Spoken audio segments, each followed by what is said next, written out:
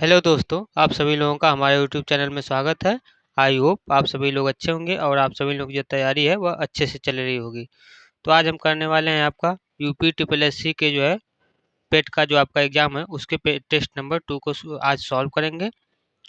हमने जो है पहले टेस्ट सॉल्व किया तो जो भी हम आंसर कराएंगे वो 100% सही होंगे। तो आप लोग जो है लास्ट तक बस क्लास में बने रहिए। अगर आप लोग हमारे चैनल पर नए हैं तो प्लीज़ चैनल को सब्सक्राइब कर लीजिए और बेल आइकन को भी दबा लीजिए ताकि जब भी हम क्लासेस को अपलोड करें तो आप लोगों तक जो है नोटिफिकेशन पहुंच जाए। तो चलिए शुरू करते हैं आज की क्लास को, जिसमें यहाँ पर हम सेलेक्ट कर लेते हैं हिंदी। फिर यहाँ से डिक्लेरेशन सेलेक्ट कर देते हैं, फिर I am ready to begin test पे कर देते हैं।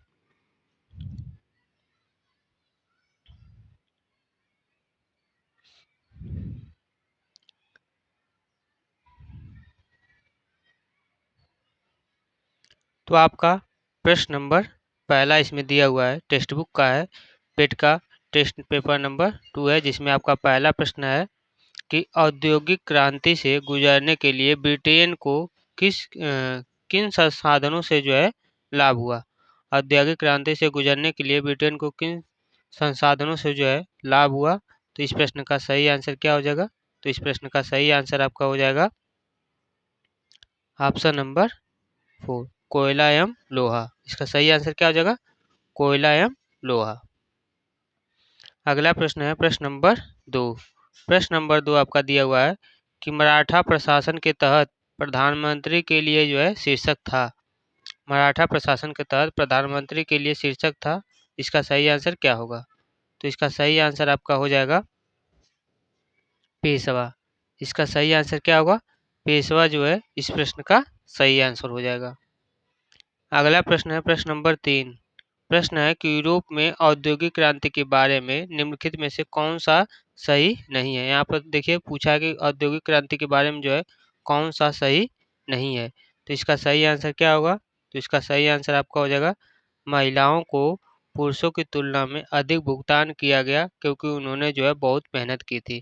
तो ये वाला जो ऑप्शन दिया गया है यह इस प्रश्न का सही आंसर हो जाएगा। अगला प्रश्न आपका दिया हुआ है प्रश्न नंबर 4। प्रश्न है कि भारतीय स्वतंत्रता संग्राम के संदर्भ में निम्नलिखित में से किसे कांग्रेस के उदारवादी नेता के रूप में जो है अंकित किया गया था। किसे जो है किनको जो है उदारवादी नेता के रूप में अंकित किया गया था। तो इसका सही आंसर हो जाएगा गोपाल कृष्ण गोखले। इसका सही आंसर क्या होगा? गोपाल कृष्ण गोखले। प्रश्न नंबर 5 दिया हुआ है कि भारतीय राष्ट्रीय कांग्रेस के निम्नलिखित में से किस सत्र के दौरान सुभाष चंद्र बोस ने आईएनसी के अध्यक्ष के रूप में जो है इस्तीफा दिया था। तो आईएनसी के अध्यक्ष के रूप में जो है किसने इस्तीफा दिया था, कहाँ किस पद के रूप में जो इस्तीफा दिया था। तो इसका सही आंसर हो जाएगा आपका त्रिपुरी। सही आंसर क्या होगा? त्रिपुरी। अगला प्रश्न आपका दिया हुआ है प्रश्न नंबर 6। प्रश्न है कि भारत में प्रकाशित होने वाला पहला समाचार पत्र कौन था। भारत में प्रकाशित होने वाला पहला जो समाचार पत्र था वह आपका कौन सा था। तो इस प्रश्न का सही आंसर आपका हो जाएगा the Bengal gazette. The Bengal gazette जो है आपका पहला समाचार पत्र जो कि आपके भारत में प्रकाशित होने वाला पत्र था। अगला प्रश्न आपका है प्रश्न नंबर 7। प्रश्न नंबर आपका 7 दिया हुआ है निम्नलिखित में से किस क्षेत्र में मुंडा विद्रोह था। निम्नलिखित में से जो है किस क्षेत्र में आपका मुंडा विद्रोह जो है हुआ था। तो इसका सही आंसर आपका हो जाएगा छोटा नागपुर क्षेत्र में। छोटा नागपुर क्षेत्र में जो है आपका मुंडा विद्रोह जो है हुआ था। तो सही आंसर क्या हो जाएगा? छोटा नागपुर क्षेत्र।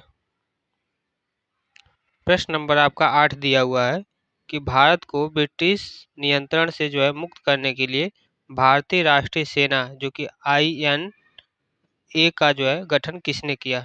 तो आईएनए का जो गठन किया गया है किसने किया है। तो इसका सही आंसर होगा मोहन सिंह। सही आंसर क्या हो जाएगा? मोहन सिंह। अगला जो प्रश्न आपका दिया हुआ है प्रश्न नंबर 9।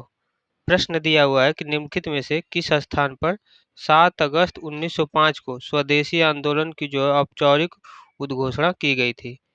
7 अगस्त 1905 को स्वदेशी आंदोलन की जो है औपचारिक उद्घोषणा जो है की गई थी। तो इसका सही आंसर क्या हो जाएगा? तो प्रश्न नंबर 9 का सही आंसर जो होगा वह आपका होगा कलकत्ता टाउन हॉल। सही आंसर क्या होगा? Calcutta town hall. प्रश्न नंबर 10 आपका दिया हुआ है, गांधी इरविन संधि में मध्यस्थ की जो है भूमिका किसने निभाई थी? गांधी इरविन संधि में जो आपका मध्यस्थ की जो भूमिका है किसने निभाई थी? तो इसका सही आंसर आपका हो जाएगा तेज बहादुर स्प्रू। किसने निभाई थी? तो तेज बहादुर स्प्रू ने जो है आपके ये गांधी इरविन संधि में के मध्यस्थ जो है भूमिका को निभाया था। सही आंसर हो जाएगा सही आंसर आपका हो जाएगा तेज बहादुर स्प्रू। अगला प्रश्न जो आपका दिया हुआ है प्रश्न नंबर 11। प्रश्न है कि आसपास के क्षेत्र के ऊपर स्थित समतल शीर्ष भूमि को क्या कहा जाता है? तो समतल शीर्ष भूमि को जो है क्या कहा जाता है? तो इसका आंसर हो जाएगा आपका पठार कहा जाता है। क्या कहा जाता है? पठार कहा जाता है। प्रश्न नंबर आपका 12 दिया हुआ है, किस प्रकार की मृदा उत्तर प्रदेश के जो है गंगा के जो है मैदान में पाई जाती है? किस प्रकार की जो मृदा है जो कि आपका उत्तर प्रदेश के जो है गंगा के मैदानों में जो है पाई जाती है? तो इसका सही आंसर आपका हो जाएगा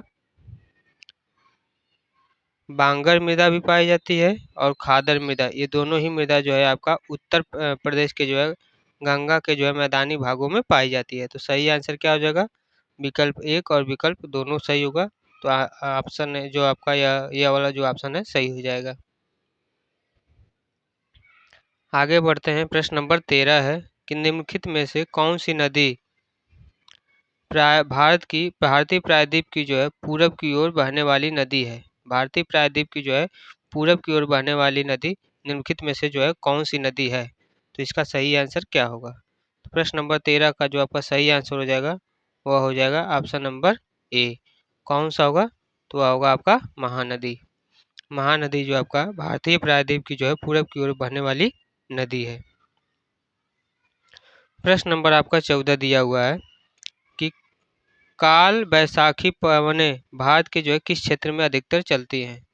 काल बैसाखी पवनें जो है भारत के किस क्षेत्र में अधिकतर रूप से चलती हैं?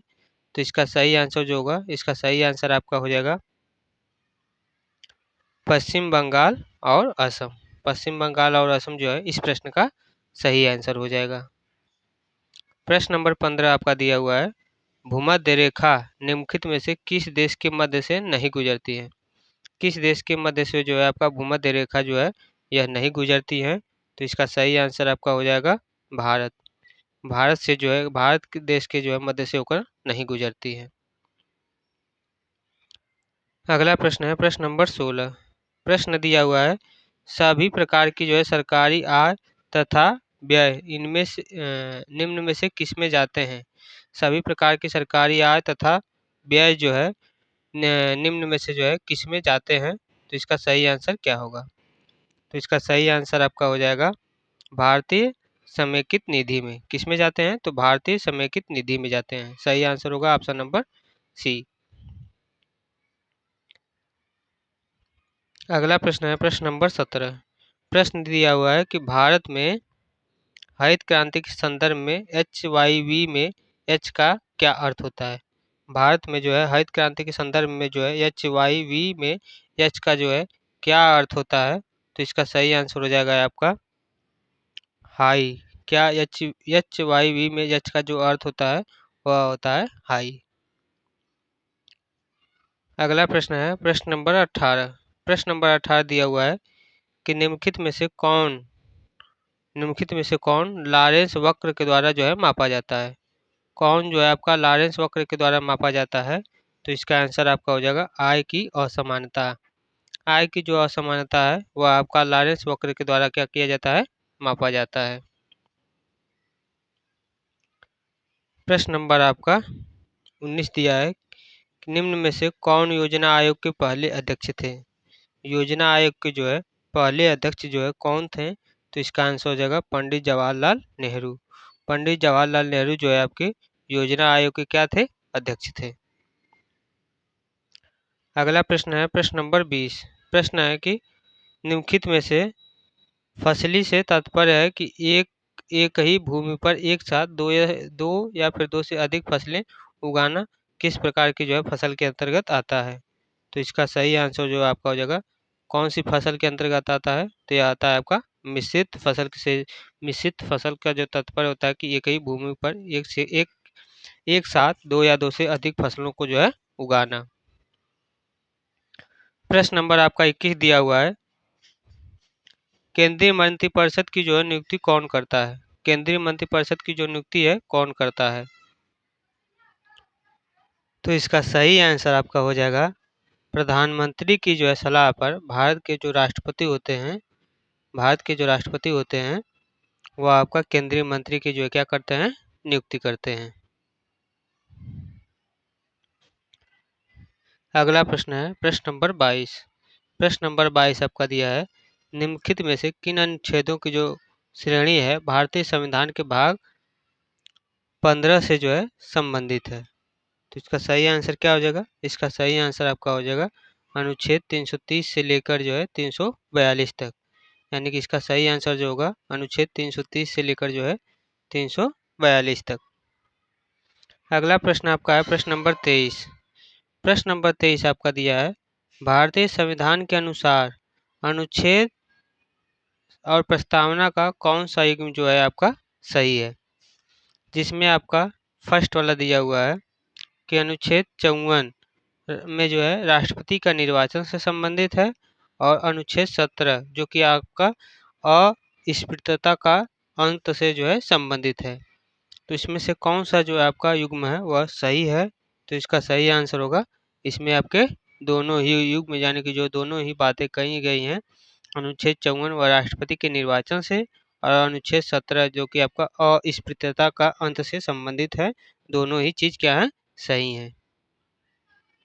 अगले प्रश्न की तरफ बढ़ते हैं, जिसमें प्रश्न नंबर हमारा 24 दिया हुआ है कि 42वें संविधान संशोधन सन 1976 के द्वारा भारतीय संविधान की प्रस्तावना में कौन से दो शब्दों को जो है जोड़े गए थे?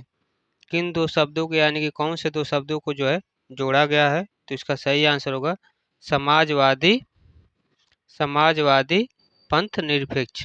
कौन से दो शब्दों को जोड़ा गया है? तो समाजवादी पंथ निरपेक्ष शब्दों को जो है जोड़ा गया है। अगले प्रश्न की तरफ बढ़ते हैं, जिसमें हमारा प्रश्न नंबर 25 दिया हुआ है, लोकसभा को सत्रावसान करने की शक्ति किसमें निहित है? लोकसभा को जो है सत्रावसान करने की जो शक्ति है यह आपका किसमें निहित है? तो इस प्रश्न का सही आंसर आपका हो जाएगा राष्ट्रपति में। किसमें निहित है? तो आपका राष्ट्रपति में जो है निहित है। सही आंसर होगा राष्ट्रपति। प्रश्न नंबर 26 आपका दिया हुआ है, क्षय रोग यानी कि टीबी के जो है टीके की जो खोज है किसने की है? क्षय रोग यानी कि टीबी के टीके की जो खोज है वह किसने की है? तो इस प्रश्न का सही आंसर जो आपका हो जाएगा वह हो जाएगा आपका लियोन कैलमेट और केमिली गुएरिन। इसका सही आंसर हो जाएगा। अगला प्रश्न है प्रश्न नंबर 27। प्रश्न दिया हुआ है कि इनमें से क्या जो है आपका सभी मादक पेय में से जो एक सक्रिय घटक है? इनमें से क्या है जो कि आपका सभी मादक पेय में जो है क्या है, सक्रिय घटक है? तो इस प्रश्न का सही आंसर क्या हो जाएगा? तो इसका सही आंसर आपका हो जाएगा इथेनॉल। इथेनॉल जो है जो कि आपका सभी मादक पेय में से जो है क्या है, सक्रिय घटक है। अगला प्रश्न जो आपका दिया हुआ है प्रश्न नंबर 28 है कि रंग का कौन सा संयोजन दिन और रात के समय में सबसे सुविधाजनक है? रंग का जो कौन सा संयोजन है जो कि आपका दिन और रात के समय में सबसे जो है सुविधाजनक है? तो इस प्रश्न का सही आंसर आपका हो जाएगा लाल और हरा। कौन सा है? तो लाल और हरा है। प्रश्न नंबर आपका 29 है कि किसी भी दिए गए समय पर किसी भी वस्तु के वेग को क्या कहा जाता है? किसी भी दिए गए समय पर किसी भी वस्तु के जो वेग को जो है क्या कहा जाता है? तो यह आपका कहा जाता है तात्कालिक वेग। इसका सही आंसर क्या हो जाएगा? तात्कालिक वेग कहा जाता है। प्रश्न नंबर आपका 30 है कि निम्नलिखित में से कौन सा एक उदासीन ऑक्साइड नहीं है? निम्नलिखित में से क्या जो आपका है जो कि एक आपका उदासीन ऑक्साइड नहीं है?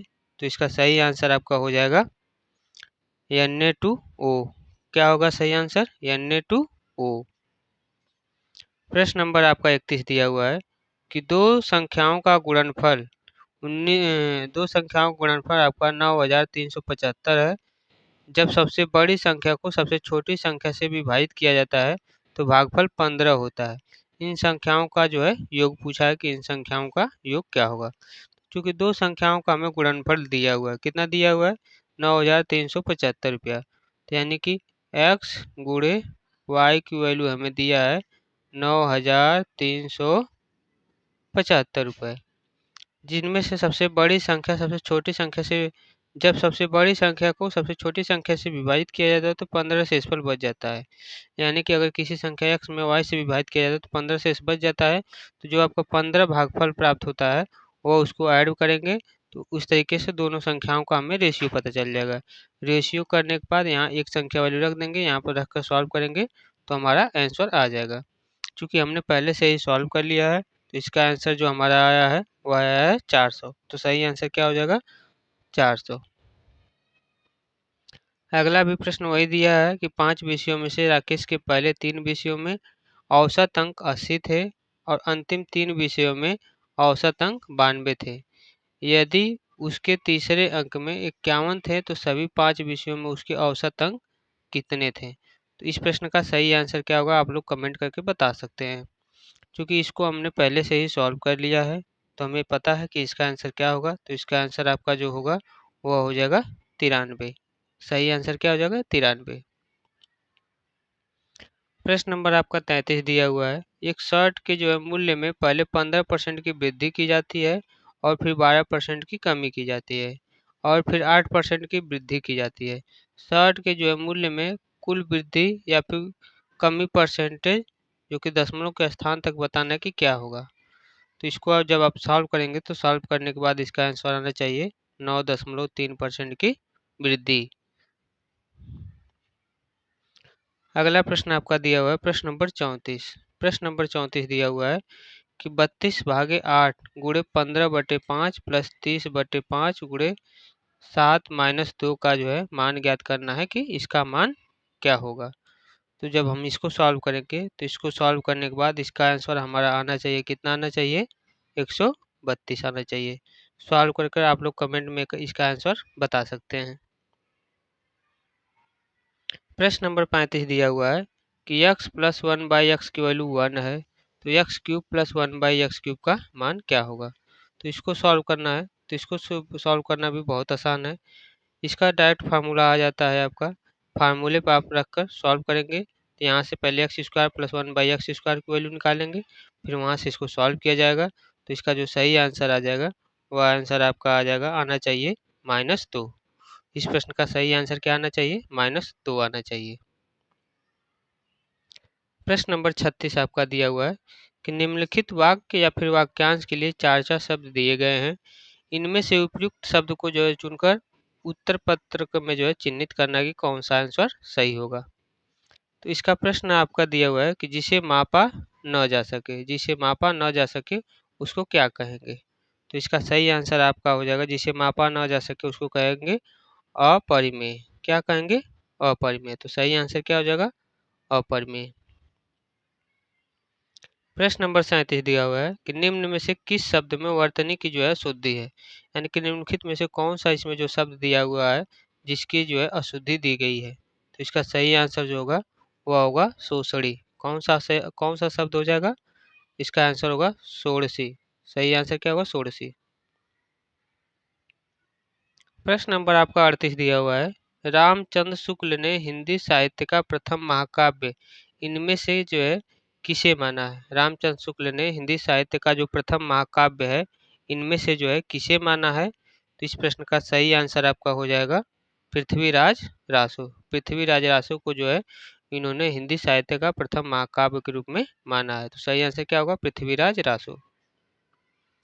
प्रश्न नंबर आपका 39 दिया हुआ है कि लूट का मूसल भी बहुत बहुत की लूट का मूसल भी बहुत, इसमें जो है किस समानार्थी लोकोक्तियों का जो है चयन करना है। इसमें कौन सा जो आपका जो समानार्थी लोकोक्तियां है। तो इसका सही आंसर जो आपका हो जाएगा वह हो जाएगा लूट में चरखा नफा। इसका सही आंसर क्या होगा लूट में चरखा नफा। अगला प्रश्न जो दिया हुआ है प्रश्न नंबर 40 है कि निम्नलिखित में से शब्द युग्म क्या दिया हुआ है अर्ध और अर्ध के सही शब्द भेद का जो है चयन करना है। इसके जो है सही शब्द भेद का चयन करना है। तो इसका सही आंसर क्या हो जाएगा? तो इसका सही आंसर आपका हो जाएगा पूजनीय मूल्य। क्या हो जाएगा? पूजनीय। पूजनीय और मूल्य इसका सही अर्थभेद शब्द हो जाएगा। अगला प्रश्न आपका दिया हुआ है प्रश्न नंबर 41। प्रश्न नंबर 41 दिया हुआ है कि in each of the question below the three sentences are given that may not contain an error। इसमें दिया हुआ है 3 सेंटेंसेस है जिसमें से एक कौन सा एरर है या फिर कौन सा जो इसमें एरर है। तो इसमें आपका पहला वाला दिया हुआ है कि neither the manager nor the employment were willing to compromise. तो ये वाला सेंटेंस में आपका कोई एरर नहीं है। सेकेंड वाला है कि there is many way to solve the equation depending on the method use. ये वाला भी आपका सही है, इसमें कोई एरर नहीं है। सी वाला है कि he instead that she goes with him to the interview. तो इसमें आपका एरर है। कौन सा सही हो जाएगा? सही आंसर आपका हो जाएगा ओनली सी। तो ओनली सी किस में है? तो ओनली सी जो है आपका ऑप्शन नंबर ए में दिया हुआ है। प्रश्न नंबर आपका 42 दिया हुआ है कि इसमें जो है हमें डिटरमाइन करना है कि determine which sentence correctly use in the highlight word and mark as the answer. तो इसमें आपका चेक करना है कि जो ये आपका हाईलाइट वाला दिया हुआ है, जैसे यहाँ पर हाईलाइट है, यहाँ पर हाईलाइट है, इन सभी में कौन सा वर्ड जो है आपका करेक्ट है। क्या क्या है? करेक्ट है। तो इसे हमें पता करना है। तो जिसमें आपका पहला है, आपसे पहला है ए कि the collapse of the company was a financial debacle for the investor. तो ये वाला जो आपका इसमें डिबेकल जो आपका सेंटेंस वह सही दिया हुआ है। दूसरा है कि the new policy aims to ameliorate living condition in urban areas. तो ये वाला भी आपका सही दिया हुआ है। सी है कि his lucid view point prevented him from seeing the bigger picture. तो ये वाला जो आपका दिया हुआ है वह गलत दिया हुआ है। चौथा है कि the bride's diaphanous veil glistened in the sunlight. तो ये वाला आपका सही हो जाएगा और ये वाला आपका गलत। कौन सा होगा? A B D. A B D. तो ए बी डी आपका किस में है? तो ए बी डी आपका इस वाले ऑप्शन में दिया हुआ है, तो ये आपका सही हो जाएगा। अगला जो प्रश्न है प्रश्न नंबर 43। प्रश्न दिया हुआ है what is the meaning of the given phase. What is the meaning of the given phases. तो इसका सही आंसर क्या होगा? जिसमें आपका दिया हुआ है थीचिंग इशू। थीचिंग इशू का जो है गिवन फेजेज का अर्थ क्या होगा, इसका मीनिंग? तो इसका सही आंसर जो आपका हो जाएगा वह होगा initial problem faced just after starting something new. इसका क्या होगा? तो इसका हो जाएगा ऑप्शन नंबर ए सही। अगला प्रश्न जो आपका दिया हो प्रश्न नंबर 44 और 45। इसमें जो है आपको पैराग्राफ पढ़ना है और पैराग्राफ को पढ़कर जो है यहाँ से हमें आंसर बताना है। जिसमें आपका पैराग्राफ दिया हुआ है once upon a time there was a king who wanted to make all his subject happy and connected, so he asked them to come to him with their grievances. One man come to him saying he wanted to leave his small put to live in places. Next come a woman who had a fruit stall, complaining that an old lady the next stall used to sell old clothes and asking that the might be removed.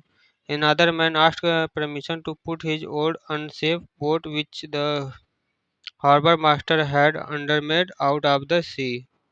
The king granted all these requested. उसके बाद आपका है a later however the first man come offered to give up his place. He found he had to behave so carefully and keep such state in it that he longed to go back to his comfortable little hut where he was happier. उसके बाद आपका last paragraph है, the women also come complaining that she had lost all her customer for they come first of all to buy clothes from the neighboring stall and then stopped to buy fruit before they went home. Then what happened to the man with the boat? Will he content did not return to complain for his boat was put out to sea as soon as the king had given permission and neither the boat nor the owner was ever heard of again. यह आपका पूरा passage दिया हुआ था। इसमें आपका प्रश्न पूछ दिया है कि the main purpose of the passage is to, इस पैसेज का जो है मेन पर्पज क्या है, तो इसका सही आंसर क्या हो जाएगा। तो प्रश्न नंबर 44 का जो आपका सही आंसर हो जाएगा वह हो जाएगा, इसका मेन मकसद है bring out of a moral. क्या हो जाएगा? Being out of moral. प्रश्न नंबर 45 का होगा, the first man was happier in the little hunt than in the places because, यानी कि इसका मतलब क्या होगा। तो इसका जो सही आंसर आपका हो जाएगा वह हो जाएगा he could lead a simple coffee free life. क्या होगा? Coffee free life. अगला प्रश्न आपका दिया हुआ प्रश्न नंबर 46। प्रश्न नंबर 46 दिया हुआ है कि रमेश मोहित से लंबा है लेकिन राजीव जितना लंबा नहीं है। रमेश मोहित से लंबा है, तो ये आपका रमेश हो गया जो कि आपका मोहित से लंबा है, लेकिन राजीव जितना लंबा नहीं है। तो राजीव यहाँ पर रमेश मोहित से लंबा है, ये आपका रमेश हो गया, ये आपका मोहित से लंबा है लेकिन राजीव यहाँ पर राजीव हो गया, राजीव से लंबा नहीं है। कमलेश श्याम से लंबा है, कमलेश जो है आपका श्याम से लंबा है, एक कमलेश हमने बना दिया जो कि आपका श्याम से लंबा है। यहाँ कमलेश हो गया, यहाँ पर श्याम से लंबा है लेकिन मोहित जितना लंबा नहीं है, यानी कि इस मोहित वाले से सभी छोटे हैं। तो इनमें से सबसे लंबा क्या होगा? तो इसमें से सबसे लंबा जो आपका होगा वह हो जाएगा राजीव। तो प्रश्न नंबर 46 का सही आंसर क्या हो जाएगा? प्रश्न नंबर 46 का सही आंसर आपका हो जाएगा राजीव। ऑप्शन नंबर ये वाला सही हो जाएगा। प्रश्न दिया हुआ है कि नीचे दिए गए प्रश्न में एक चिन्हित रूप से जुड़े पदों का जो है जोड़दार दिया गया है जिसे एक दूसरा जोड़ा अनुसरण करता है। ऐसा विकल्प चुने जो कि दो प्रथम जोड़े के जो है संबंध का अनुसरण करता हो। तो हमें ऐसा जोड़ा जो है चुनना है जो कि दोनों संबंधों का अनुसरण करता है। तो इसको सॉल्व करेंगे, तो इसको सॉल्व करने पर हमें दिखाना है कि जिस प्रकार से ये वाला इससे संबंधित है उसी प्रकार से 42 का संबंध किससे हो जाएगा। तो जिस प्रकार से 18 को दोगुना 16, 16 में दो जोड़ दिया गया, उसी प्रकार 42 का दोगुना 84, 84 में दो जोड़ने पर क्या आ जाएगा? 86। सही आंसर क्या हो जाएगा? सही आंसर आपका हो जाएगा 86। और जिस प्रकार से 18 का दोगुना करेंगे तो हमारा आ जाएगा 16, 16 में दो जोड़ने पर हमारा क्या प्राप्त हुआ है? प्राप्त हो गया है 18। उसी प्रकार से दिया हुआ है 42, तो 42 में अगर दोगुना करेंगे तो 42 का दोगुना करने पर आ जाएगा हमारा 84, 84 आएगा। 84 में अगर दो को हम ऐड कर देना है तो हमारा क्या आ जाएगा? आ जाएगा 86। 86 कौन सा है? तो ये वाला आपका विकल्प सही है। तो इस प्रश्न का सही आंसर क्या हो जाएगा? सही आंसर हो जाएगा 86। अगला प्रश्न है कि अनिच्छुक, जिस प्रकार से अनिच्छुक का संबंध इच्छुक से उसी प्रकार उल्लेखनीय का संबंध किससे होगा। तो उल्लेखनीय का जो संबंध होगा वह किससे होगा? तो इसका उल्लेखनीय का मतलब हो जाएगा सामान्य। तो सही आंसर क्या हो जाएगा? सामान्य। प्रश्न नंबर 49 दिया हुआ है कि अन्य से जो है भिन्न का चयन करना है। इसमें देखना है कि इन तीनों में से जो है कौन सा जो है जो कि आपका सबसे अलग है। तो इसको चेक करने के बाद, तो इसको आप जब चेक करेंगे तो यहाँ पर देखेंगे पहले वाले को। तो पहले का होता है एन की वैल्यू जो होती है, एन की वैल्यू आपकी होती है 14 और एच की वैल्यू होती है 8। 14 में से 8 करने पर आपका आ गया है 6। इसी प्रकार इसको चेक करेंगे तो एक्स की वैल्यू होती है 24, 24 में से क्यू की वैल्यू होती है 17, इसको माइनस करेंगे तो आ जाएगा 7। इस प्रकार से जब सी वाले को करेंगे तो सी की वैल्यू, एफ की वैल्यू होती है आपकी 6। 6 में से 12 को माइनस करेंगे तो हमारा 18 नहीं आएगा, क्योंकि हमें पॉजिटिव चाहिए। तो इसमें सबसे अलग क्या है, तो सबसे अलग आपका है एफ वाला। तो इसका सही आंसर जो हो जाएगा वह हो जाएगा F8, FL 18। अगला जो प्रश्न दिया हुआ प्रश्न नंबर 50 है, AEZHECZC। इसमें से जो है हमें बताना है कौन इक्वल है, कौन छोटा है, कौन बराबर है, सत्य रूप को जो है दर्शाना है।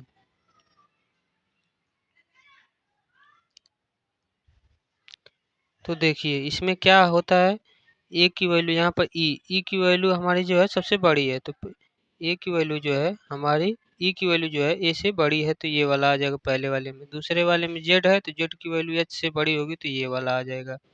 फिर तीसरे वाले में ई और सी है, तो ई और सी है तो ई वाला जो वैल्यू है सी से बड़ी होगी, तो पहले ये वाला टिक होगा। तो ये वाला किस में है, इसमें नहीं है, इसमें नहीं है। सेकेंड वाले में ग्रेटर देन है तो ग्रेटर देन दोनों में। थर्ड वाले क्या है, थर्ड वाले में ग्रेटर देन, तो थर्ड वाले में भी ग्रेटर देन दोनों में दिया हुआ है। फिर जेड वाले में सी है और जेड है, तो इसमें से जो आपका सही आंसर हो जाएगा वह हो जाएगा आपका ऑप्शन नंबर सी। ये वाला आंसर सही हो जाएगा, क्योंकि यहाँ पर हम जेड को जो लास्ट में है, यहाँ पर जेड की वैल्यू हम ए भी लिख सकते हैं, तो एक ए से जो है सी आपकी बड़ी हो जाएगी, तो यहाँ से ये वाला आंसर आ जाएगा। प्रश्न नंबर आपका 51 दिया हुआ है कि कौन सा स्थान भारत की पहली तटरेखा और जलचर जनगणना की जो मेजबानी कर रहा है। कौन सा जो स्थान है, कौन सा जो आपका स्थान है जो कि भारत की पहली तटरेखा और जलचर जनगणना की जो है मेजबानी कर रहा है। तो कौन सी तटरेखा है, तो इसका सही आंसर आपका हो जाएगा समुद्री राष्ट्रीय उद्यान एवं अभ्यारण्य। जो ये आपका तटरेखा है, ये आपका जो है मेजबानी सही कर रहा है। सही आंसर क्या हो जाएगा, सही आंसर आपका हो जाएगा समुद्री राष्ट्रीय उद्यान एवं अभ्यारण्य। प्रश्न नंबर आपका 52 दिया हुआ है कि महाकुंभ प्रयागराज 2025 में कौन सा मंच 11 भाषाओं में बहुभाषी पहुंच को जो है प्रदान कर रहा है।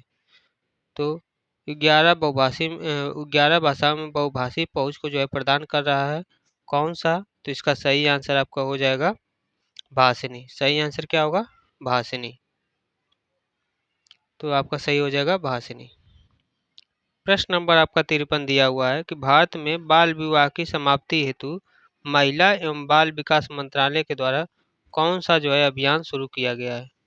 तो कौन सा जो है आपका अभियान शुरू किया गया है, तो ये आपका शुरू किया गया है बाल विवाह मुक्त भारत अभियान। कौन सा अभियान है, बाल विवाह मुक्त भारत अभियान को जो है शुरू किया गया है। नेक्स्ट प्रश्न आपका है प्रश्न नंबर 54। प्रश्न नंबर 54 दिया हुआ है कि अत्यधिक ठंडे मौसम के लिए शीत ऋतु वस्त्र प्रणाली हिम कवच का जो अनावरण है किस संगठन के द्वारा किया गया है। हिम कवच का जो अनावरण है किस संगठन के द्वारा किया गया है, तो इसका सही आंसर आपका हो जाएगा DRDO के द्वारा। किसके द्वारा किया गया है, तो इसका सही आंसर हो जाएगा DRDO के द्वारा। प्रश्न नंबर आपका 55 दिया हुआ है, नोबेल शांति पुरस्कार विजेता कैलाश सत्यार्थी की जो है हाल ही में लॉन्च हुई आत्मकथा का जो है क्या नाम रखा गया है। तो आत्मकथा का जो है क्या नाम रखा गया है, तो इसका सही आंसर आपका हो जाएगा दिया सलाई। क्या रखा गया है, दिया सलाई। प्रश्न नंबर 56 है कि 2025 में भारत में होने वाले पहले विश्व कप के लिए कौन सा नया खेल निर्धारित है। पहले विश्व कप के लिए कौन सा नया खेल जो है निर्धारित किया गया है, तो इसका सही आंसर क्या होगा, तो इसका सही आंसर होगा आपका खो खो। कौन सा सही आंसर होगा, खो खो। अगला प्रश्न दिया हुआ है प्रश्न नंबर 57 कि कबड्डी विश्व कप 2025 का आयोजन कहाँ किया जा रहा है। कबड्डी विश्व कप 2025 का जो आयोजन है वह आपका कहाँ पर किया गया, कहाँ पर जो है आपका किया जा रहा है, तो इस प्रश्न का सही आंसर क्या होगा, तो इसका जो सही आंसर आपका हो जाएगा वह हो जाएगा इंग्लैंड। कहाँ पर किया जा रहा है, तो इंग्लैंड में किया जा रहा है। प्रश्न नंबर आपका 58 दिया हुआ है कि 2024 में खेलों में उत्कृष्ट प्रदर्शन के लिए कितने अर्जुन पुरस्कारों की जो है घोषणा की गई। कितने जो है अर्जुन पुरस्कारों की जो है घोषणा की गई है 2024 के लिए? तो इसका सही आंसर जो होगा वह होगा आपका 32 अर्जुन पुरस्कारों की जो है घोषणा की गई है। प्रश्न नंबर आपका 59 दिया हुआ है कि भारत का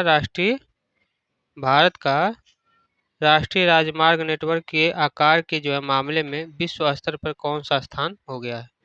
तो विश्व स्तर पर जो आपका कौन सा स्थान हो गया है? तो यह हो गया है आपका दूसरा स्थान हो गया है। सही आंसर क्या हो जाएगा? दूसरा यानी कि द्वितीय। प्रश्न नंबर आपका 60 दिया हुआ है 2024 के बुकर पुरस्कार के लिए समंथा हार्वे को किस उपन्यास के लिए जो है सम्मानित किया गया है? समंथा हार्वे को किस उपन्यास के लिए सम्मानित किया गया है? तो इसका सही आंसर होगा आर्बिटल। किसके लिए? तो आर्बिटल के लिए जो है सम्मानित किया गया है। प्रश्न नंबर आपका 61 दिया हुआ है कि निम्नलिखित में से किस शहर को भारत का स्कॉटलैंड कहा जाता है? किस शहर को जो है भारत का स्कॉटलैंड कहा जाता है? तो इसका सही आंसर होगा कोडांगू यानी कि कुर्ग को। किसको कहा जाता है? कुर्ग को। तो सही आंसर क्या हो जाएगा? कुर्ग। प्रश्न नंबर 62 दिया हुआ है कि विष्णु पद मंदिर किस नदी के जो किनारे पर स्थित है? विष्णु पद मंदिर किस नदी के किनारे पर स्थित है? तो इसका जो सही आंसर होगा वह होगा फल्गु नदी। फल्गु नदी के जो है किनारे पर स्थित है। प्रश्न नंबर आपका 63 दिया हुआ है विश्व मौसम विज्ञान दिवस किस दिन मनाया जाता है? विश्व मौसम विज्ञान दिवस जो है आपका यह किस दिन को मनाया जाता है? तो इसका सही आंसर जो होगा वह आपका हो जाएगा 23 मार्च। 23 मार्च को जो है विश्व मौसम विज्ञान दिवस के रूप में जो आपको मनाया जाता है। सही आंसर क्या हो जाएगा? 23 मार्च। प्रश्न नंबर आपका 64 दिया हुआ है कि निम्नलिखित में से किस बोली में कबीर ने जो है अपनी रचनाएं जो है नहीं लिखी है? निम्नलिखित में से किस बोली में कबीर ने अपनी रचनाओं को जो है नहीं लिखा है? तो इसका सही आंसर क्या हो जाएगा? तो इसका सही आंसर जो आपका हो जाएगा वह हो जाएगा मैथिली। क्या होगा? मैथिली जो है इस प्रश्न का सही आंसर हो जाएगा। प्रश्न नंबर आपका 65 दिया हुआ है केंद्रीय औद्योगिक सुरक्षा बल सीआईएसएफ का जो मुख्यालय है वह कहाँ पर स्थित है? केंद्रीय औद्योगिक सुरक्षा बल सीआईएसएफ का मुख्यालय आपका कहाँ पर स्थित है? तो इसका सही आंसर आपका हो जाएगा नई दिल्ली। सही आंसर क्या होगा? नई दिल्ली। प्रश्न नंबर आपका 66 दिया हुआ है कि निम्नलिखित में से किसे जंगल की ज्वाला के रूप में जाना जाता है? निम्नलिखित में से जो है किसे जंगल की जो है ज्वाला के रूप में जाना जाता है? तो इसका सही आंसर जो होगा वह होगा आपका पलाश को। पलाश को जो है आपका जंगल की ज्वाला के रूप में जाना जाता है। प्रश्न नंबर आपका 67 दिया हुआ है कि छत्तीसगढ़ की बैलाडीला श्रेणी निम्नलिखित में से किस खनिज के लिए प्रसिद्ध है? निम्नलिखित में से जो आपका किस खनिज के लिए प्रसिद्ध है? तो इसका जो सही आंसर हो जाएगा वह हो जाएगा आपका लौह अयस्क। किस खनिज के लिए प्रसिद्ध है? तो लौह अयस्क की जो है खनिज के लिए आपका प्रसिद्ध है छत्तीसगढ़ की बैलाडीला श्रेणी। तो सही आंसर क्या हो जाएगा? लौह अयस्क। अगला प्रश्न जो दिया हुआ है आपका प्रश्न नंबर 68। प्रश्न है कि निम्नलिखित में से किस वर्ष में भारत की जनसंख्या वृद्धि आपकी क्या है? नकारात्मक थी। किस दर जो है भारत की जनसंख्या वृद्धि दर जो है आपकी नकारात्मक थी? तो इसका सही आंसर आपका हो जाएगा सन 1921 में। सन 1921 में जो है आपका भारत की जनसंख्या वृद्धि दर जो है क्या थी? नकारात्मक थी। अगला जो प्रश्न दिया हुआ है प्रश्न है कि भारत की एकमात्र सक्रिय ज्वालामुखी अंडमान एवं निकोबार जो आपका है यह किस द्वीप में स्थित है? तो यह किस द्वीप में जो आपका स्थित है? तो इसका जो सही आंसर हो जाएगा वह होगा क्या होगा? बैरेन।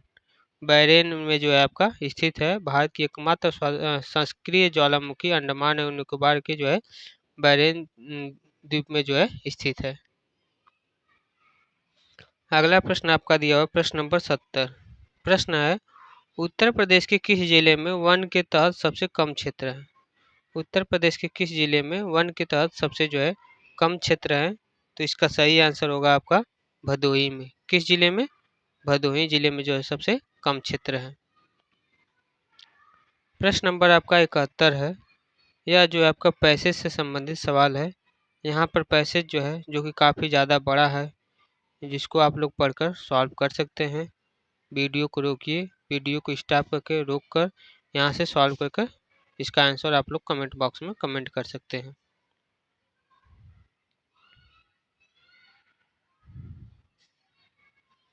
जिसमें लिखा हुआ है आपका पैसेज है कि महात्मा गांधी की विचार प्रसिद्धि का व्यापक नाम गांधीवाद है। मार्क्सवाद के समान कोई भी व्यवस्थित शास्त्रीय अध्ययन गांधीवाद के पीछे नहीं है। इसी कारण से उनमें किसी भी प्रकार की तर्कजन्य पद्धति का अभाव है। उसका आधार तर्क नहीं है, स्वानुभूति है। इस विचार का जो प्रत्येक खंड आत्मशक्ति को लेकर चलता है। इसी कारण इसमें एक प्रकार की आध्यात्मिकता और विचार स्वायत्त है।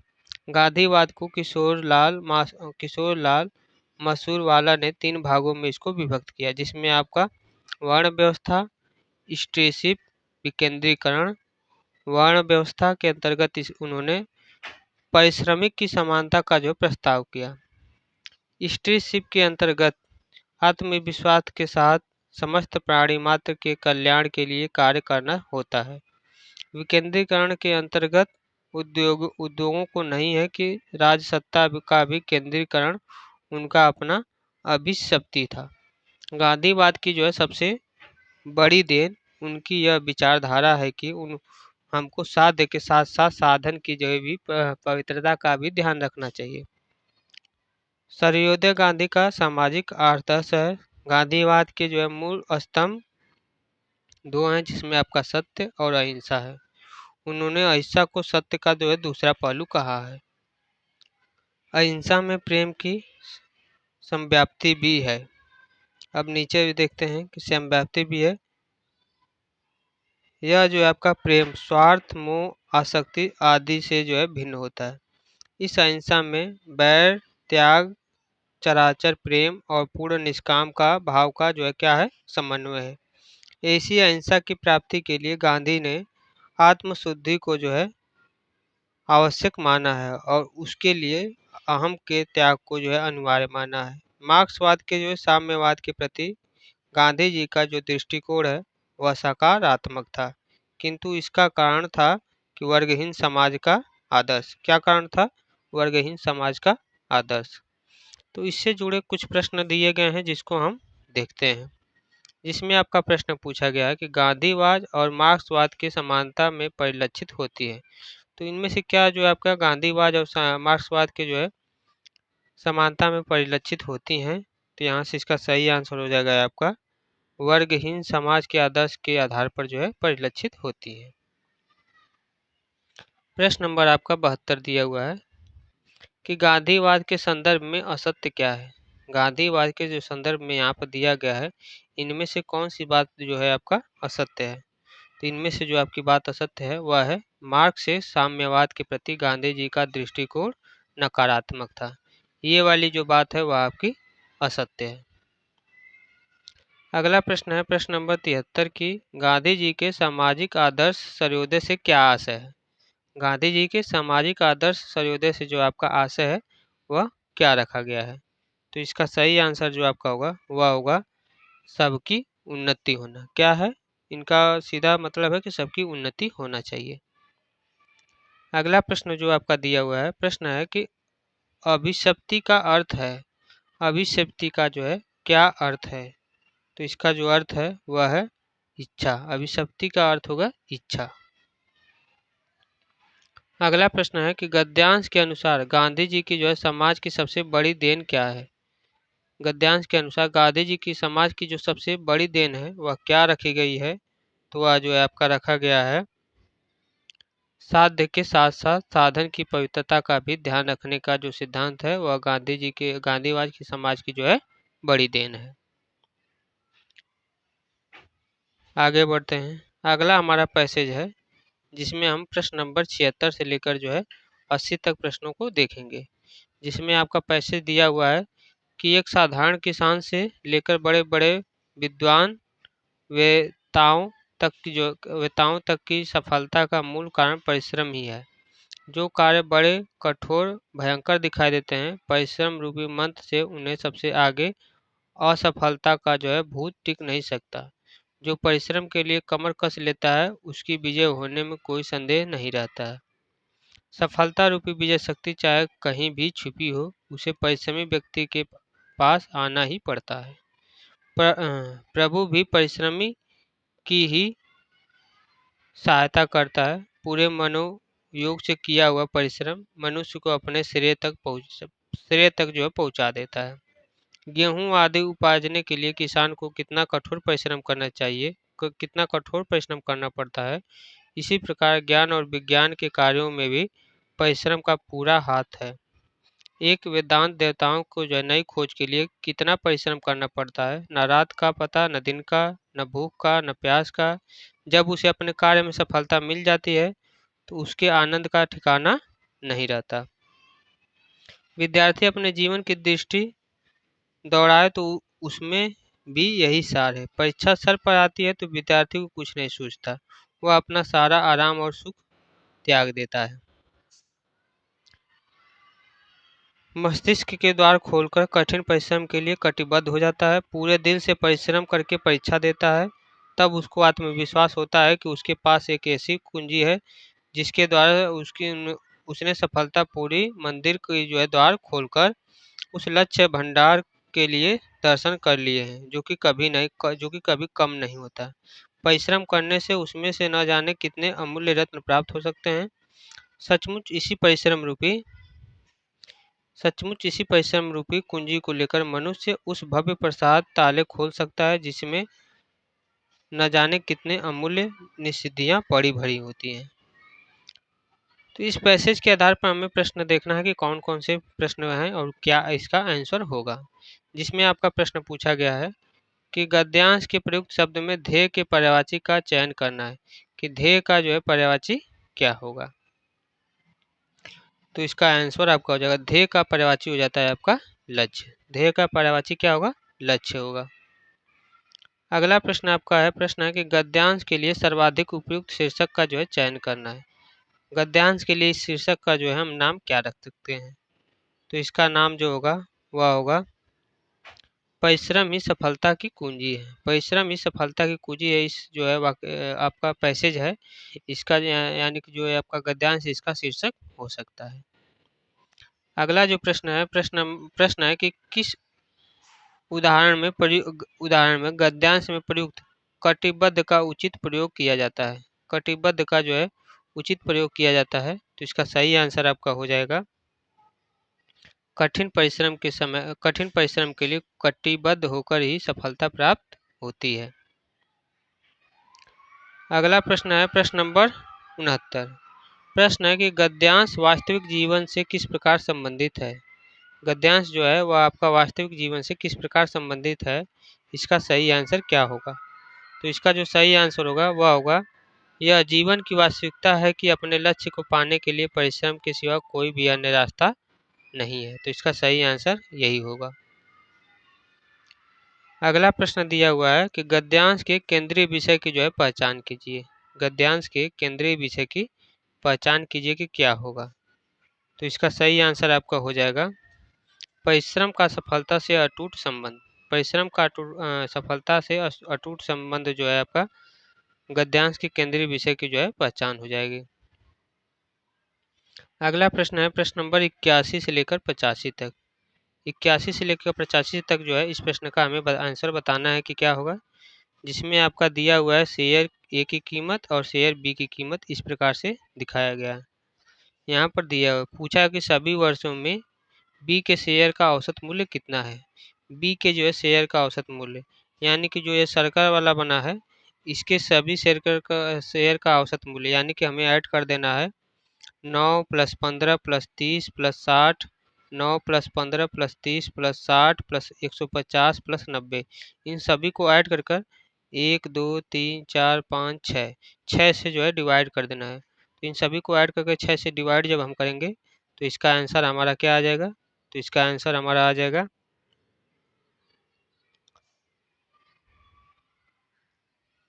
59 क्या आएगा?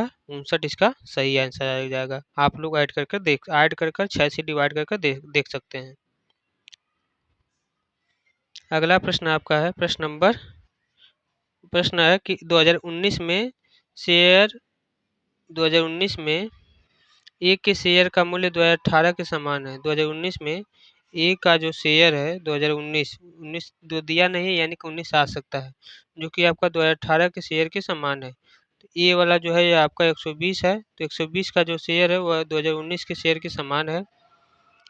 और बी के शेयर का मूल्य 2018 की तुलना में 20% कम है। और बी के शेयर का जो मूल्य है 2018 की तुलना में 20% कम है। 2019 में शेयर ए के मूल्य 2019 में शेयर बी के मूल्य से के बीच जो है कितना होगा। तो इसमें से हमें इसको सॉल्व करके बताना है कि 2019 और 2019 में शेयर ए और शेयर बी के जो है मूल्य का अनुपात बताना है कि इसके बीच में जो कितना रेशियो होगा। तो इसको सॉल्व करेंगे, तो इसको सॉल्व करने पर आपका आंसर आ जाएगा 5:5:3। क्या आएगा आंसर? 5:3। अगला प्रश्न दिया हुआ है, विवेक ने 2017 में ए के 5 और बी के 4 शेयर खरीदे। 2017 में ए के जो है 5 शेयर, ए के 2017 में ए के 5 शेयर और बी के जो है 4 शेयर खरीद लिए हैं। 2018 में उसके निवेश में कितने परसेंट का मूल्यह्रास, यानी कितने की कमी हो जाएगी। तो इसका सही आंसर जो होगा वह होगा आपका सॉल्व करने पर 36% आ जाएगा। आप लोग सॉल्व कर चेक कर सकते हैं। अगला प्रश्न जो दिया हुआ है प्रश्न है कि 2016 में बी के शेयर के मूल्य और 2018 में ए के शेयर के मूल्य के बीच का जो है अनुपात कितना है। 2016 में बी के शेयर का मूल्य और 2018 में ए के शेयर के मूल्य के बीच का अनुपात कितना है। तो 2016 में बी का शेयर दिया हुआ है 60 और 2018 में ए का शेयर दिया हुआ है 120। इसके बीच अनुपात कितना है? तो 60 दूना 120, यानी कि 1:2 का। तो 1:2 का अनुपात होगा। तो इसका सही आंसर क्या हो जाएगा? सही आंसर हो जाएगा आपका 1:2। अगला प्रश्न दिया हुआ है प्रश्न है कि अभय ने 2014 में ए का 1 शेयर और बी के 2 शेयर खरीदे। अभय ने जो है 2014 में ए का 1 शेयर खरीदे हैं और बी के जो है 2 शेयर खरीदे हैं। तो 15 का ये हो गया और 50 का 2, यानी कि 115 शेयर हो गए। और 2015 में उसे बेच दिया। तो 2015 में बेच दिया तो उसका लाभ कितना होगा। तो जब आप इसको सॉल्व करेंगे तो इसको सॉल्व करने पर आपका आंसर आ जाएगा 50% का जो है उसको लाभ होगा। अगला प्रश्न है, प्रश्न दिया हुआ है कि 86 से लेकर 90 तक, 86 से लेकर 90 तक आपका प्रश्न दिया हुआ है, जिसमें आपका SSC MTS है और SSC CGL है। इसका यह आपका क्रम दिखाया गया है, जो कि आपका लगातार 5 वर्षों के लिए जो है SSC की परीक्षा दी गई है। ऊपर वाला जो SSC एक जो है, जो गाढ़ा वाला है वह SSC MTS है और जो हल्का है वह SSC CGL का है। जिसमें से आपका प्रश्न पूछा गया है कि 2016 और 18 में SSC MTS की परीक्षा देने वाले अभ्यर्थियों की संख्या 2015 और 19 में SSC CGL की परीक्षा देने वाले अभ्यर्थियों की संख्या से कितने परसेंट है। तो यहाँ से पूछा हुआ कितने परसेंट है। 2016 और 18 में SSC MTS 2016 में आपके 10 हो गए और 2018 में आपके 14 हो गए। तो 10 और 14 को ऐड कर लो। उसके बाद 2015 और 2019, 2015 और 2019, 2015 में SSC CGL, तो 2015 में SSC CGL आपके 12 हो गए और 2019 में आपके SSC CGL आपके 16 हो गए। इन दोनों को एक साथ ऐड करिए और 10 और 14 को एक साथ ऐड करिए। तो पूछा कि कितने परसेंट अधिक है। तो यहाँ से आपका हो जाएगा 24, यहाँ से हो जाएगा 16 2 18, 16 2 18 10 28, 24 और 28, 24 और 28। तो आपका 4 अधिक है किससे? 24 से। तो 24 गुणे 28 ऐसे कर देंगे, तो यहाँ से काटेंगे, यहाँ से सब सॉल्व करने के बाद आपका आंसर आ जाएगा आपका 85.71%। हमने चूंकि सॉल्व कर लिया है तो आप लोग इसका हम आंसर बता दें, आप लोग सॉल्व करिए, इसका यही आंसर आएगा। आप लोग सॉल्व करके चेक कर सकते हैं।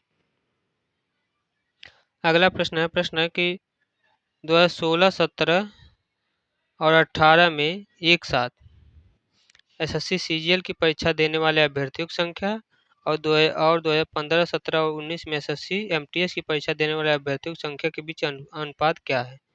तो हम क्या करेंगे, 2016, 17, 18 में एसएससी सीजीएल 2016, 17, 18 तो 15 हो गया, 11 हो गया और 13, इन सभी को एक साथ ऐड कर लेंगे। उसके बाद क्या दिया है, 15, 17, 19 में एसएससी एमटीएस 15, 17, 19 तो 15 में 8, 17 में आपका 7, 19 में आपका 10, इन सभी को ऐड कर लेंगे तो यहाँ से जो आपका रेशियो बनेगा वही आपका आंसर होगा। तो इनके बीच कितना रेशियो हो जाएगा, तो ये आपका हो जाएगा 39:25। आप लोग ऐड कर देख सकते हैं, आपका यही आंसर आएगा। तो सही आंसर हो जाएगा 39:25।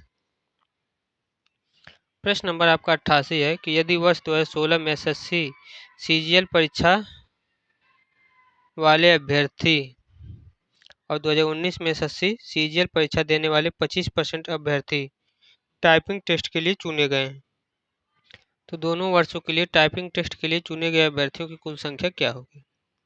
दोनों वर्षों के लिए चुने गए अभ्यर्थियों की जो कुल संख्या होगी वह क्या होगी? तो इसको आप लोग सॉल्व कर सकते हैं। तो सॉल्व करने पर जो है इसका जो आंसर आपका आएगा वह आएगा 8,50,000। इसको आप लोग सॉल्व करके देख सकते हैं, इतना ही आपका आंसर आना चाहिए। अगला प्रश्न है प्रश्न नंबर 89। प्रश्न नंबर 89 दिया है कि वर्ष 2017 और 2018 में सीजीएल की परीक्षा देने वाले अभ्यर्थियों की संख्या उसी वर्ष एसएससी एमटीएस की जो है परीक्षा देने वाले अभ्यर्थियों की संख्या कितने % अधिक है? तो 2017 और 18 का जो है सीजीएल के अभ्यर्थी देखेंगे कितना है। 2017-18 का सीजीएल, तो 17 का सीजीएल 11 है, 18 का सीजीएल 13 है। उसके बाद पूछा है इसी वर्ष का जो है हमसे क्या पूछा है, इसी वर्ष का हमसे पूछा है एमटीएस, तो एमटीएस का 7 है और 14 है। तो इसको ऐड करने पर पता चलेगा कि एमटी कितने % जो है आपका अधिक है। तो 14 और 7 को एक साथ ऐड करिए, यानी कि जोड़िए, 13 और 11 को एक साथ जोड़िए, देखिए कितना अधिक है और कितने से है। तो यहाँ से जब आप सॉल्व करेंगे तो 13, 24 आपका ये वाला आ जाएगा और ये आपका आ जाएगा 21 आपका ये आ जाएगा। तो 21 से आपका ये आ जाएगा, तो 3 अधिक है 21 से, 3 अधिक है 21 से गुणे 100। जब इसको आप सॉल्व करेंगे तो इसको सॉल्व करने के बाद आपका आंसर आना चाहिए 14.28%। इस प्रश्न का सही आंसर आना चाहिए। अगला प्रश्न है कि उस विद्यार्थियों की जो है औसत संख्या के बीच का अंतर क्या है जिन्होंने सभी 5 वर्षों में एसएससी सीजीएल की परीक्षा और एसएससी एमटीएस की परीक्षा दी है। तो एसएससी सीजीएल की परीक्षा और एसएससी एमटीएस की परीक्षा दी है, तो इसका आंसर क्या होगा? तो इस प्रश्न का जो सही आंसर हो जाएगा वह हो जाएगा आपका, इसका आंसर आपका आना चाहिए 3,60,000। सही आंसर क्या आना चाहिए? 3,60,000। अगला प्रश्न दिया हुआ है प्रश्न नंबर 91 से लेकर 95 तक, जिसमें आपके यह दिया हुआ है, इसी बेस पर जो है हमको सॉल्व करना है। 5 महीनों के आपके दिए गए हैं, जिसमें PQRST द्वारा बेची गई ब्रांड एक्स की जो है घड़ियों की संख्या दी गई है। ये यहाँ पर आपके महीने दिए गए हैं, या आपके ये 5 आपके जो है बेचे गए ब्रांड की नाम है। तो यहाँ से प्रश्न पूछा गया है आपका कि अप्रैल और जुलाई में स्टोर टी के द्वारा बेची गई घड़ियों की संख्या। अप्रैल और जुलाई, यहाँ से आपका अप्रैल और आपका जुलाई,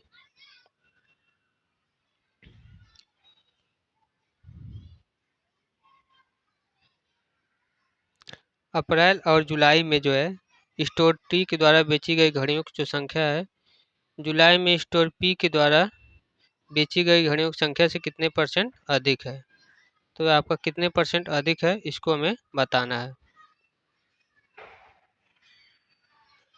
तो इसको जब आप सॉल्व करेंगे तो सॉल्व करने पर आपका जो आंसर है वह कितना आना चाहिए? तो आपका आना चाहिए 91 सही 1/9% आना चाहिए। प्रश्न नंबर आपका यह अगला दिया हुआ है कि अप्रैल में स्टोर पी और एस द्वारा बेची गई घड़ियों की जो कुल संख्या तथा मई में उन्हीं स्टोर द्वारा बेची गई घड़ियों की जो है कुल संख्या का जो है अनुपात क्या होगा? तो इसको जब आप सॉल्व करेंगे, सॉल्व करने पर आपका जो आंसर है वह आना चाहिए 63:38। अगला प्रश्न है प्रश्न है कि जुलाई में स्टोर QRS द्वारा बेची गई घड़ियों की औसत संख्या क्या होगी। QRS में जो है जितने भी घड़ियों की संख्या बेची गई है जुलाई महीने में, सभी को ऐड कर लेंगे और 3 से जो है डिवाइड कर देंगे। तो 3 से डिवाइड करने के बाद जो आपका आंसर आना चाहिए वह आपका आना चाहिए 227। आप लोग सॉल्व कर देख सकते हैं, इसका यही आंसर आएगा। अगला प्रश्न दिया हुआ है कि मार्च से जून तक स्टोर टी के द्वारा बेची गई घड़ियों की संख्या में कितने परसेंट की जो है वृद्धि हुई है। घड़ियों की संख्या में जो है कितने परसेंट की वृद्धि हुई है, तो इसका जो आंसर होगा वह आपका हो जाएगा 48% की जो है वृद्धि हुई है। अब हम देखेंगे प्रश्न नंबर 96 से लेकर 100 तक, जिसमें आपका दिया हुआ है पुरुष और महिला के बीच का अनुपात रेशियो यहाँ पर यह दिया हुआ है। इसी बेस पे जो है हमको प्रश्नों को जो है सॉल्व करना है, जिसमें आपका प्रश्न दिया हुआ है कि यदि राज्य डी में, डी कौन सा राज्य है तो यहाँ पर दिया हुआ है, यदि राज्य डी में गरीबी रेखा के ऊपर पुरुषों की संख्या 27 लाख है, गरीबी रेखा से नीचे है, गरीबी रेखा से ऊपर यहाँ पर दिया हुआ है। गरीबी रेखा से ऊपर पुरुषों की जनसंख्या कितना है तो 7 5 12, यहाँ से मेल और फीमेल का जोड़ कर दिया है तो 12 की वैल्यू कितना दिया है 27 लाख।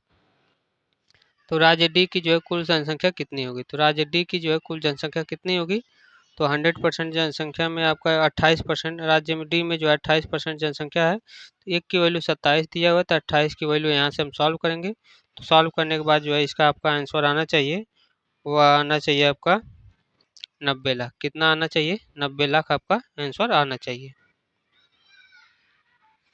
अगला प्रश्न दिया हुआ है, जिसमें दिया हुआ है कि यदि राज्य सी की जनसंख्या 90 लाख है तो उसी राज्य में गरीबी की रेखा से जो ऊपर पुरुषों की जनसंख्या क्या होगी। तो गरीबी सी की है, यहाँ पर क्या दिया, सी में जब का 22% की वैल्यू दे दिया है 90 लाख, तो हमसे पूछा है गरीबी रेखा से ऊपर, तो गरीबी रेखा से ऊपर की जनसंख्या क्या होगी, तो 7 6 13, 13 यूनिट का हमें वैल्यू बताना है कि 13 यूनिट की वैल्यू क्या होगी। तो इसको जब आप सॉल्व करेंगे तो सॉल्व करने के बाद जो है आपका आंसर आ जाना चाहिए, वह आना चाहिए 37.8 लाख। अगला प्रश्न जो दिया है कि यदि राज्य सी और डी की कुल जनसंख्या का अनुपात 5:4 है तो राज्य सी में गरीबी रेखा से नीचे पुरुष और राज्य डी में गरीबी रेखा से ऊपर महिलाओं की जनसंख्या का अनुपात क्या होगा। तो इसको आप सॉल्व करेंगे तो सॉल्व करने के बाद आपका आंसर आना चाहिए सीधा सीधा 1:2। अगला प्रश्न दिया हुआ है,